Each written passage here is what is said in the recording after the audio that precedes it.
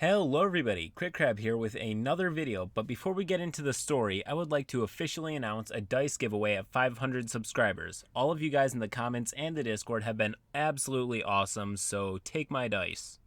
That said, if you haven't already, please do leave me a like and subscribe to get this giveaway ball rolling. Anyways, back to the story.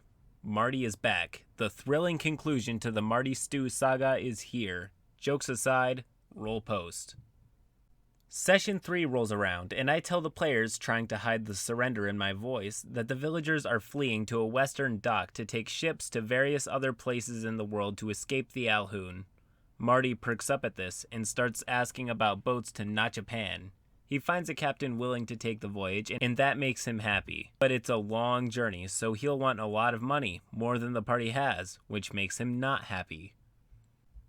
They go do a task for the captain, which makes him more not happy. And the captain agrees once they are done, which makes him less not happy. It should be noted that the elf warlock was a real MVP here. She talked the captain's price down quite a bit and even managed to convince him to not make the party do manual labor on the ship during the voyage. This, of course, goes unnoticed by Marty, who assumed he wouldn't have to earn his keep on the ship to begin with.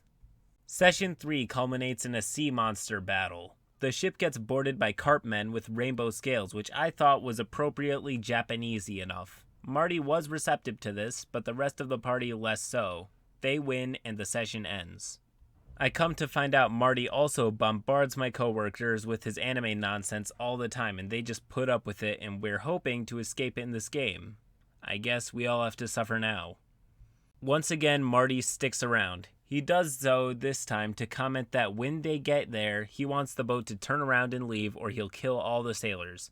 This caught me completely off guard, especially considering his character's ostensibly lawful good. When I asked why, he replied that outsiders were not welcome. When I asked him why Warlock, Barbarian, and Druids were safe, he said, "Because they're with me and the people will recognize that." I didn't bother to ask why this protection did not extend to the sailors, but apparently letting them flee instead of killing them on the spot is the good part of his lawful good. I do my best here, I really do. I've figured out that doing anything to kill or deter this character is just going to get me actually fired in real life from my real job. So I figured the next step to get out of this is pretty clear. Just resolve the story quickly, give him his showy ending, resolve his plot, and then we go back to where we were and continue my story. Ha ha ha ha ha. I'm an idiot. I really thought it would be that easy. I really should have read that backstory. So over the course of the next session, I discover that his sword is, in fact, an ancestral sword of moonlight that only the true heir to the dynasty can wield. He wrote this into the backstory and said I approved it, and he got mad when I suggested weakening it, much less removing it, because it boosted all of his stats by +2 when it was drawn.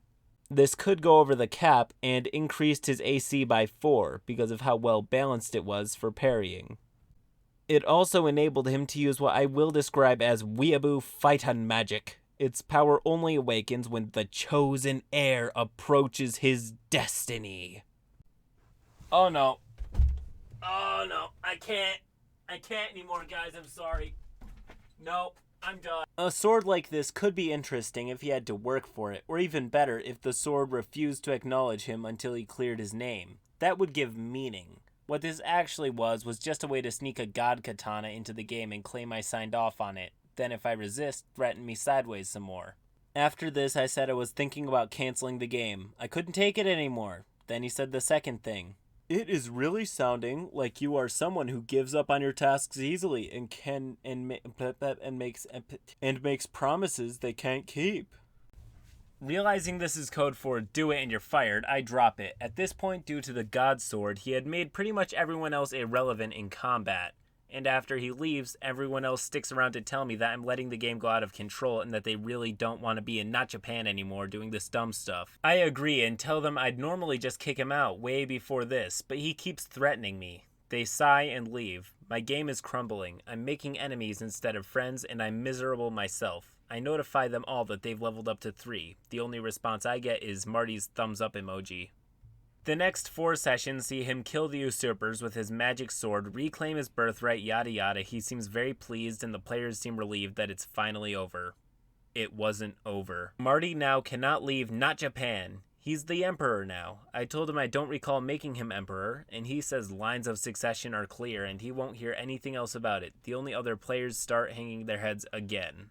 We have 2 more sessions in Not Japan. They have to kill a pair of Oni, ogres, raiding a city and kidnapping people. Everyone but Marty is completely checked out at this point, but Marty is loving it, and as the emperor, he notifies me he can just mobilize the country's army against the Oni. There was just a succession war. The army is devastated. Dude, what? There was no civil war. Yes, Marty, because a power vacuum opens up and no one else tried to claim the throne and gets violent about it. Whatever, the army goes in and clears out the problem for them. I'm also pretty done at this point. Over the next week, all 3 other players drop the game one by one because of sudden scheduling conflicts. Marty is at least intelligent enough to spot this as the other players quitting, and he gets extremely upset with them. He tells me that now he's forced to quit too because everyone abandoned Marty in his time of need. The dude is an emperor and just ordered an army to solve his problems. What? And drops. Game dies unceremoniously. Some more astute readers may have guessed already that Marty's player's father was the store manager and that he got his position of meager authority via good old nepotism, which is just the icing on the cake. The 3 players that are not Marty haven't said a sentence longer than 2 words to me since, and Marty's player periodically asks me if I intend to reboot the game.